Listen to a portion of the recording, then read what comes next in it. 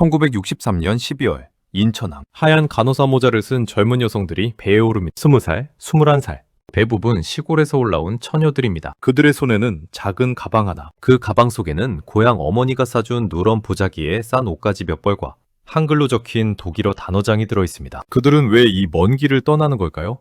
배가 출항하자 부두에 남은 가족들이 손을 흔듭니다. 어머니들은 울음을 참지 못합니다. 딸들도 갑판에서 눈물을 흘립니다. 하지만 돌아설 수는 없습니다. 그들의 어깨에는 가족의 생계가 그리고 나라의 미래가 실려 있었으니까요. 오늘 우리가 들려드릴 이야기는 바로 이들, 파독 간호사와 광부들의 이야기입니다. 여러분 안녕하십니까? 오늘 우리가 함께 들여다볼 역사는 그리 오래된 과거가 아닙니다. 불과 50여 년 전 우리 부모님 세대 혹은 여러분 자신이 직접 겪으셨을 수도 있는 그 시절의 이야기입니다. 1960년대 대한민국. 그때 우리나라는 어땠을까요? 한국전쟁이 끝난 지 10년이 지났지만 나라는 여전히 가난했습니다. 거리에는 전쟁고아들이 구걸을 했고 농촌에서는 보리고개라는 말이 실감나던 시절이었습니다. 1년에 한두 번 고기 한 점 먹기도 어려웠고 쌀밥은 명절에나 먹을 수 있는 귀한 음식이었습니다. 당시 우리나라 1인당 국민소득은 얼마였을까요? 1963년 기준으로 약 100달러. 100달러입니다. 지금으로서는 상상하기 어려운 숫자입니다. 세계 최빈국 중 하나였던 대한민국. 아프리카의 여러 나라들보다도 가난했던 나라. 그것이 바로 우리의 모습이었습니다. 이런 상황에서 박정희 정부는 고민을 빠집니다. 어떻게 해야 이 나라를 일으켜 세울 수 있을까? 경제개발 5개년 계획을 세우고 공장을 짓고 도로를 건설하려 해도 가장 큰 문제가 있었습니다. 바로 돈이 없다는 것이었습니다. 외화가 절대적으로 부족했습니다. 외국에서 기계를 사오고 기술을 배우고 원자재를 수입하려면 달러가 필요했습니다. 하지만 우리에게는 수출할 만한 상품도 기술도 자원도 없었습니다. 그때 정부가 내놓은 방안 중 하나가 바로 인력 수출이었습니다. 인력 수출. 지금 들으면 조금 이상하게 들릴 수도 있는 이 단어는 당시에는 국가의 중요한 외화 획득 수단이었습니다. 우리에게 있는 것은 젊고 성실한 노동력뿐이었으니까요. 1960년대 초반 서독, 즉 서쪽 독일은 전후 재건붐으로 일손이 크게 부족했습니다. 특히 광산과 병원에서 일할 사람들이 절실히 필요했습니다. 독일 정부는 여러 나라를 돌아다니며 노동자를 모집했고 한국도 그 대상 중 하나가 되었습니다. 1963년 12월 21일 첫 번째 파독. 간호사 123명이 대한민국을 떠났습니다. 그들은 대부분 20대 초반의 젊은 여성들이었습니다. 가난한 농촌 출신이 많았고 간호학교를 갓 졸업했거나 병원에서 일한 경험이 짧은 초보 간호사들이었습니다. 왜 그들은 독일행을 선택했을까요? 이유는 간단했습니다. 돈을 벌기 위해서였습니다. 당시 한국에서 간호사의 월급은 한 달에 약 1,000안에서 2,000안 정도였습니다. 지금 돈으로 환산하면 얼마 되지 않는 금액이었습니다. 하지만 독일에서는 한 달에 400마르크 정도를 받을 수 있었습니다. 한국 돈으로 환산하면 당시 약 10만 환, 무려 50배에서 100배에 가까운 돈이었습니다. 그 돈이면 무엇을 할 수 있었을까요? 고향에 계신 부모님께 생활비를 보낼 수 있었습니다. 동생들 학비를 댈 수 있었습니다. 논 한마지기, 밭 한 떼기를 살 수 있었습니다. 가족의 끼니를 책임질 수 있었습니다. 그래서 그들은 떠났습니다. 독일어 한마디 못하면서도 독일이 어디 붙어 있는 나라인지도 정확히 모르면서도 그들은 배에 올랐습니다. 1960년대 초반 대한민국의 모습을 좀 더 자세히 들여다보겠습니다. 한국전쟁은 1953년에 휴전되었습니다. 하지만 전쟁의 상처는 10년이 지나도록 아물지 않았습니다. 서울 거리 곳곳에는 아직도 전쟁의 흔적이 남아 있었습니다. 폭격으로 무너진 건물들, 판잣집으로 이루어진 달동네, 남루한 옷을 걸친 사람들. 당시 대한민국 인구는 약 2,500만 명이었습니다. 그중 절반 이상이 농촌에서 살았습니다. 농촌의 삶은 어땠을까요? 대부분의 농가는 자기 땅이 없는 소작농이었습니다. 봄에는 보리고개를 넘기기 위해 풀뿌리를 캐먹고 나무 껍질을 벗겨 죽을 쓰는 집도 많았습니다. 아이들은 학교에 가고 싶어도 학비가 없어 가지 못했습니다. 신발이 없어 맨발로 학교에 가는 아이들도 흔했습니다. 도시는 어땠을까요? 서울에는 전쟁 중 피난 온 사람들과 농촌을 떠나 일자리를 찾아 상경한 사람들로 넘쳐났습니다. 하지만 일자리는 턱없이 부족했습니다. 실업률은 공식 통계로도 10%가 넘었고 실제로는 그보다 훨씬 높았을 것입니다. 젊은이들에게는 미래가 보이지 않았습니다. 대학을 졸업해도 취직하기 어려웠고 취직을 해도 월급으로는 가족을 먹여 살리기 빠듯했습니다. 많은 젊은이들이 미국이나 다른 나라로 이민을 꿈꿨습니다. 이런 상황에서 1961년 5월 박정희 소장이 군사 쿠데타로 정권을 잡습니다. 박정희 정부가 가장 중요하게 여긴 것은 경제발전이었습니다. 잘 살아보세 라는 구호 아래 정부는 경제개발 5개년 계획을 수립합니다. 하지만 계획을 실행에 옮기려니 가장 큰 문제가 있었습니다. 돈이 없었습니다. 외환보유고는 바닥이었고 수출할 만한 상품도 없었습니다. 그래서 정부는 여러 방법을 동원해 외화를 벌어들이려 했습니다. 월남, 즉 베트남의 군대를 파견하는 것도 그 방법 중 하나였고 인력을 해외로 보내는 것도 그 방법 중 하나였습니다. 마침 서독에서는 일손이 부족했습니다. 제2차 세계대전 이후 서독은 놀라운 속도로 경제를 재건하고 있었습니다. 이른바 라인강의 기적이라 불리는 경제 성장이었습니다. 공장이 세워지고 도시가 재건되고 고속도로가 건설되었습니다. 하지만 일할 사람이 부족했습니다. 특히 광산에서 석탄을 캐내는 일이나 병원에서 환자를 돌보는 일처럼 힘들고 위험하거나 고된 일을 할 사람을 찾기가 어려웠습니다. 독일 정부는 이미 이탈리아, 스페인, 그리스, 터키 등 여러 나라에서 노동자들을 받아들이고 있었습니다. 1963년 독일과 한국 정부 사이에 협정이 체결됩니다. 한국은 독일에 광부와 간호사를 보내고 독일은 그들에게 일자리와 임금을 제공하기로 했습니다. 한국 정부 입장에서는 일석이조였습니다. 첫째, 실업 문제를 조금이나마 해소할 수 있었습니다. 둘째, 파독. 노동자들이 본국에 송금하는 돈이 귀중한 외화가 되었습니다. 하지만 무엇보다 중요했던 것은 외화였습니다. 당시 한국 정부는 독일 정부로부터 차관을 도입하는 협상을 진행 중이었습니다. 이 차관은 경제 개발에 꼭 필요한 돈이었습니다. 독일 정부는 차관 제공의 조건으로 한국 인력의 파견을 요구했고 한국 정부는 이를 받아들였습니다. 그렇게 해서 시작된 것이 파독 사업이었습니다. 처음에는 간호사들이 먼저 갔습니다. 1963년 12월 첫 번째 파독 간호사 123명이 독일로 떠났습니다. 이듬해인 1964년부터는 광부들도 파견되기 시작했습니다. 그들은 어떻게 선발되었을까요? 간호사의 경우 먼저 간호학교를 졸업했거나 간호사 면허가 있어야 했습니다. 그 다음 독일어 시험과 면접을 거쳤습니다. 하지만 대부분의 지원자들은 독일어를 전혀 모르는 상태였습니다. 그래서 정부는 출국 전에 약 6개월 정도 독일어 교육을 실시했습니다. 광부의 경우는 조금 달랐습니다. 기본적인 건강검진을 통과하고 체력 테스트를 거쳐야 했습니다. 전산일은 매우 힘들고 위험했기 때문에 건강하고 체력이 좋은 젊은 남성들을 선발했습니다. 첫 번째 파독. 간호사들이 독일에 도착한 것은 1963년 12월 말이었습니다. 그들이 처음 독일 땅을 밟았을 때의 느낌은 어땠을까요? 후에 인터뷰에서 많은 분들이 이렇게 회상했습니다. 모든 것이 낯설었다. 건물도, 사람들도, 공기마저도. 독일의 겨울은 한국보다 훨씬 추웠습니다. 하늘은 잿빛이었고 해는 일찍 졌습니다. 거리의 사람들은 모두 하얀 피부에 파란 눈을 가진 낯선 이들이었습니다. 그들은 독일어를 거의 하지 못했습니다. 출국 전 6개월 동안 독일어를 배웠다고는 하지만 실제 생활에서 쓰기에는 턱없이 부족했습니다. 병원에서 환자들이 하는 말을 알아듣지 못했습니다. 동료 간호사들이 하는 지시를 이해하지 못했습니다. 그래서 그들은 필사적으로 공부했습니다. 밤늦게까지 독일어 단어를 외우고 병원에서 쓰는 의학용어를 익혔습니다. 손바닥에, 팔뚝에, 작은 종이에 독일어 단어를 적어가며 외웠습니다. 일은 고되었습니다. 한국에서 일할 때보다 훨씬 더 많은 환자를 돌봐야 했습니다. 독일 병원의 시스템은 한국과 달랐습니다. 간호사 한 명이 담당하는 환자 수가 많았고 해야 할 일의 종류도 다양했습니다. 환자들 중에는 한국 간호사들을 무시하는 사람도 있었습니다. 동양에서 온 여자가 뭘 안다고 하는 식의 시선을 받기도 했습니다. 어떤 환자는 한국 간호사가 오면 다른 간호사로 바꿔달라고 요구하기도 했습니다. 하지만 그들은 참았습니다. 더 열심히 일했습니다. 더 친절하게 환자를 대했습니다. 시간이 지나자 상황은 조금씩 나아졌습니다. 독일어가 늘었고 일에도 익숙해졌습니다. 환자들도 한국 간호사들의 성실함과 친절함을 알아보기 시작했습니다. 1964년부터는 광부들도 독일로 가기 시작했습니다. 광부들의 일은 간호사들보다 더 힘들고 위험했습니다. 그들은 지하 수백 미터 깊이의 탄광으로 내려가 석탄을 캤습니다. 탄광 속은 어둡고 덥고 먼지가 자욱했습니다. 천장이 낮아서 허리를 굽히고 일해야 했습니다. 하루 8시간, 때로는 그 이상을 그렇게 일했습니다. 위험한 일이었습니다.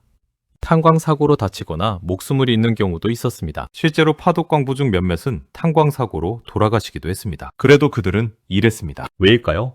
돈을 벌기 위해서였습니다. 고향에 있는 가족을 위해서였습니다. 파독 노동자들은 월급의 대부분을 한국으로 송금했습니다. 한 달에 400마르크를 받으면 그중 300마르크 이상을 고향으로 보냈습니다. 자신은 최소한의 돈으로만 생활했습니다. 그들의 생활은 검소했습니다. 기숙사 방 하나를 여러 명이 함께 썼습니다. 식사는 병원이나 광산에서 제공하는 것으로 해결했습니다. 옷도 거의 사지 않았습니다. 휴일에도 돈을 쓰지 않으려고 기숙사에서 쉬거나 공원을 산책하는 것으로 시간을 보냈습니다. 외로웠습니다. 가족이 그리웠습니다. 고향이 그리웠습니다. 편지가 유일한 위안이었습니다. 한 달에 한두 번 고향에서 편지가 왔습니다. 부모님의 안부, 동생들의 소식, 고향 마을의 이야기가 담긴 편지를 받으면 그들은 눈물을 흘리며 읽고 또 읽었습니다. 그들도 편지를 썼습니다. 걱정하지 마세요. 저는 잘 지내고 있습니다. 독일은 좋은 곳입니다. 일도 괜찮습니다. 하지만 실제로는 매일매일이 힘들었습니다. 낯선 땅에서 낯선 언어로 낯선 사람들과 일하며 사는 것이 얼마나 힘든 일인지 경험해보지 않은 사람은 알 수 없을 것입니다. 그래도 그들은 버텼습니다. 3년 계약이었습니다. 3년만 참자. 3년만 일하고 하지만 3년이 지나도 많은 사람들이 돌아가지 않았습니다. 계약을 연장했습니다. 왜일까요? 아직 목표한 만큼 돈을 모으지 못했기 때문입니다. 동생들이 아직 학교를 다니고 있었기 때문입니다. 부모님께서 아직 건강하지 못하셨기 때문입니다. 그렇게 3년이 5년이 되고 5년이 10년이 되었습니다. 1960년대 중반부터 후반까지 파동 노동자의 수는 계속 늘어났습니다. 1966년까지 약 7,500명의 광부가 독일로 갔고 약 10,000명의 간호사가 파견되었습니다. 그들이 한국으로 보낸 송금액은 얼마나 되었을까요? 1960년대 후반 파동 노동자들의 연간 송금액은 약 1,000만 달러에서 2,000만 달러에 달했습니다. 지금 돈으로 환산하면 수천억 원에 해당하는 금액입니다. 이 돈은 당시 한국의 외환보유고에서 상당한 비중을 차지했습니다. 경제 개발에 필요한 기계와 원자재를 수입하는 데 쓰였습니다. 공장을 짓고 도로를 건설하는 데 쓰였습니다. 1970년 5월 어느 날 독일 미넨의 한 병원 간호사 기숙사 이영숙 씨, 가명입니다만 26살의 젊은 간호사가 방 안에 앉아 있습니다. 그녀의 손에는 고향에서 온 편지 한 통이 들려 있습니다. 편지를 읽던 그녀의 눈에서 눈물이 흘러내립니다. 편지에는 이렇게 쓰여 있었습니다. 영수가 네 덕분에 네 남동생이 대학에 합격했다. 서울에 있는 대학이란다. 네가 보내준 돈으로 동생 학비를 댈 수 있게 되었어.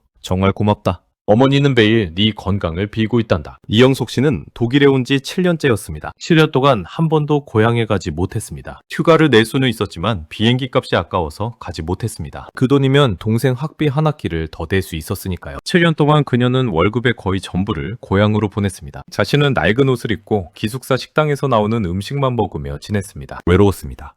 친구들이 그리웠습니다. 가족이 보고 싶었습니다. 하지만 참았습니다. 조금만 더.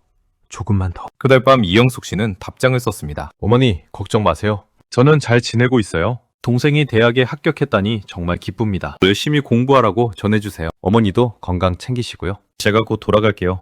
하지만 곧이 언제인지는 그녀도 몰랐습니다. 비슷한 시기 독일 루르 지방의 탄광 김철수 씨 역시 가명입니다만 31살의 광부가 지하 500m 깊이의 갱도에서 일하고 있습니다. 어둠 속에서 헤드램프의 불빛만이 그를 비춥니다. 곡괭이를 들고 석탄을 캐냅니다. 땀이 비 오듯 쏟아집니다. 숨쉬기가 힘듭니다. 먼지가 목구멍으로 들어와 기침이 납니다. 그는 독일에 온 지 6년째였습니다. 6년 동안 하루도 빠짐없이 이렇게 일했습니다. 휴일에도 잔업을 했습니다. 더 많은 돈을 벌기 위해서였습니다. 그의 고향은 전라남도의 작은 농촌 마을이었습니다. 부모님과 아내 그리고 세 아이가 그곳에 있었습니다. 그가 독일로 떠날 때 큰아들은 5살이었습니다. 이제 큰아들은 11살이 되었습니다. 6년 동안 아이들의 얼굴을 보지 못했습니다. 사진으로만 봤을 뿐입니다. 아내가 보낸 편지에는 이렇게 쓰여 있었습니다. 여보, 당신이 보내준 돈으로 논 한마지기를 샀어요. 이제 우리도 땅이 생겼어요. 아이들도 학교에 잘 다니고 있어요. 모두 당신 덕분이에요. 건강 조심하세요. 김철수 씨는 그 편지를 읽으며 울었습니다. 탄광 깊은 곳에서 아무도 보지 않는 곳에서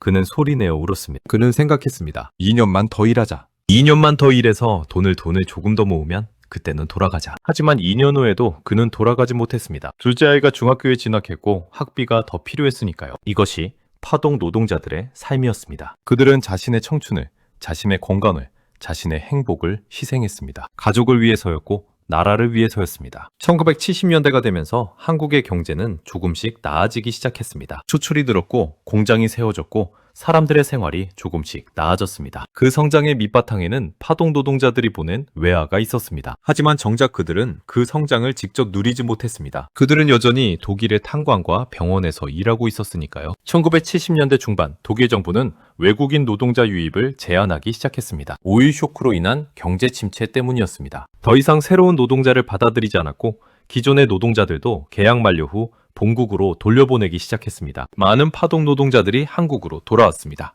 10년, 15년 만에 고향으로 돌아온 그대. 그들이 돌아온 한국은 많이 변해 있었습니다. 거리에는 자동차가 다니고 높은 건물들이 서 있었습니다. 사람들의 옷차림도 달라졌고 생활 수준도 높아져 있었습니다. 하지만 그들 자신은 어떻게 되었을까요? 파동 노동자들이 한국 경제에 기여한 바는 매우 컸습니다. 1963년부터 1970년대 말까지 약 7,500명의 광부와 만여 명의 간호사가 독일로 파견되었습니다. 그들이 한국으로 송금한 금액은 정확한 통계를 내기 어렵지만 대략 수억 달러에 달했을 것으로 추정됩니다. 이 돈은 당시 한국의 외환보유고에서 상당한 비중을 차지했습니다. 1960년대 한국의 연간 수출액이 수억 달러 수준이었던 것을 고려하면 파독 노동자들의 송금이 얼마나 큰 의미를 가졌는지 알 수 있습니다. 하지만 단순히 돈의 문제만은 아니었습니다. 파독 사업은 한국과 독일 사이의 관계를 강화하는 계기가 되었습니다. 독일 정부는 한국에 여러 차례 차관을 제공했고 기술 협력도 이루어졌습니다. 독일의 선진 기술과 경영 방식이 한국에 소개되었고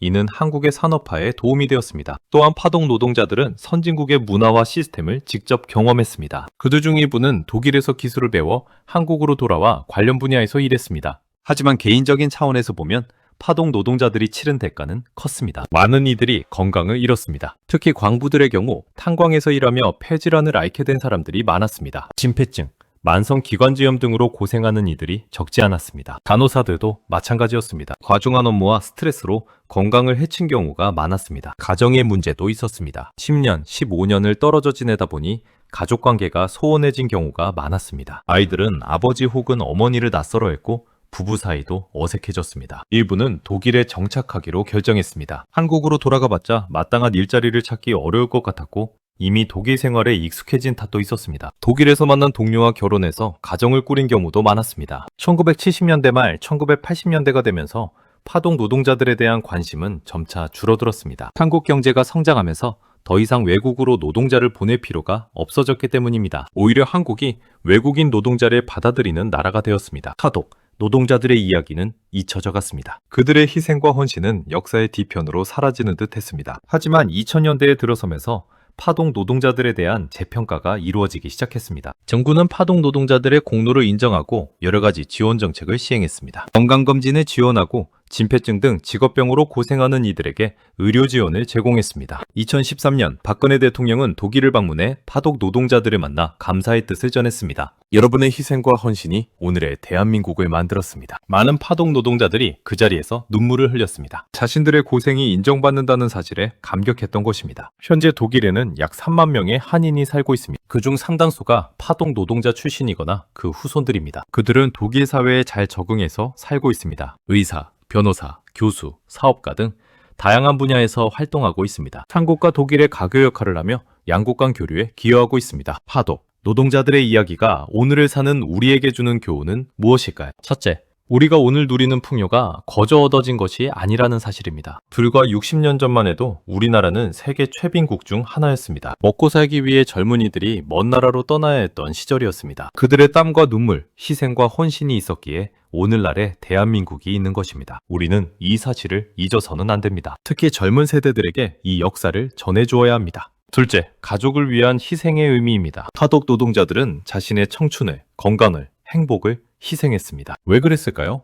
가족을 위해서였습니다. 부모님을 봉양하고 동생들을 공부시키고 자식들을 먹여 살리기 위해서였습니다. 오늘날 우리 사회는 개인주의가 강해지고 가족의 의미가 약해지고 있습니다. 물론 시대가 변했고 가치관도 변했습니다. 하지만 가족을 위한 헌신과 사랑의 가치까지 잊어버려서는 안 될 것입니다. 셋째, 이민자와 외국인 노동자에 대한 우리의 태도를 돌아봐야 합니다. 한국은 이제 외국인 노동자를 받아들이는 나라가 되었습니다. 수십만 명의 외국인 노동자들이 한국에서 일하고 있습니다. 그들 중 많은 이들이 파독 노동자들처럼 낯선 땅에서 힘들게 일하며 고향에 있는 가족에게 돈을 보내고 있습니다. 우리는 그들을 어떻게 대하고 있을까요? 차별하고 무시하진 않습니까? 파독 노동자들이 독일에서 겪었던 어려움을 생각한다면 우리는 외국인 노동자들에게 좀 더 따뜻하게 대해야 하지 않을까요? 넷째, 국가의 책임에 대해 생각해 봐야 합니다. 파독 사업은 국가 주도로 이루어진 일이었습니다. 국가가 경제 발전을 위해 젊은이들을 외국으로 보낸 것입니다. 그렇다면 국가는 그들에게 어떤 책임을 져야 할까요? 단순히 일자리를 알선해주는 것으로 끝나는 것이 아니라 그들이 겪는 어려움을 돌보고 귀국 후에도 적절한 지원을 해야 하지 않을까요? 다행히 최근 들어 정부가 파독 노동자들을 위한 여러 지원 정책을 시행하고 있습니다. 하지만 아직도 부족한 점이 많습니다. 특히 건강 문제로 고생하시는 분들에 대한 지원이 더 필요합니다. 마지막으로 파독 노동자들의 이야기는 인간의 존엄성에 대해 생각하게 합니다. 그들은 경제적으로 어려운 처지에 있었지만 결코 존엄성을 잃지 않았습니다. 힘든 일을 하면서도 성실하게, 정직하게 살았습니다. 가족을 사랑하고 나라를 사랑했습니다. 돈이 많고 적음, 지위가 높고 낮음이 사람의 가치를 결정하는 것이 아닙니다. 어떻게 살아가느냐, 어떤 가치를 지키며 사느냐가 중요한 것입니다. 파독 노동자들은 비록 가난했지만 그 누구보다 존엄하게 살았습니다. 그들의 삶은 우리 모두에게 귀감이 됩니다. 오늘날 대한민국은 세계 10위권의 경제대국이 되었습니다. 이제는 다른 나라를 돕는 나라가 되었습니다. 하지만 우리는 잊지 말아야 합니다. 이 모든 것이 파동 노동자들을 비롯한 수많은 사람들의 희생 위에 세워진 것임을, 그들에게 감사하고 그들의 이야기를 기억하고 그들이 보여준 헌신과 희생의 정신을 이어가는 것, 그것이 오늘을 사는 우리의 책임이 아닐까 합니다. 엔딩 멘트 30초 1분. 복사하기. 본편 종료 후 따뜻한 마무리 인사 및 구독 유도 숫자는 한글로 표기. 여기까지 파독, 노동자들의 이야기를 들려드렸습니다. 먼 이국 땅에서 청춘을 바쳤던 그분들, 가족을 위해, 나라를 위해 눈물을 삼키며 일했던 그분들, 그분들의 희생이 있었기에 오늘날의 대한민국이 있습니다. 이 이야기를 들으시며 어떤 생각이 드셨는지 궁금합니다. 댓글로 여러분의 생각을 나눠주시면 감사하겠습니다. 혹시 여러분의 가족 중에 파동 노동자로 일하셨던 분이 계신다면 그분들의 이야기도 들려주시면 좋겠습니다. 다음 시간에는 또 다른 역사 이야기로 찾아뵙겠습니다. 영상이 도움이 되셨다면 구독과 좋아요 부탁드립니다. 여러분의 관심이 더 좋은 콘텐츠를 만드는 힘이 됩니다. 시청해주셔서 감사합니다. 건강하시고 행복한 하루 보내시기 바랍니다.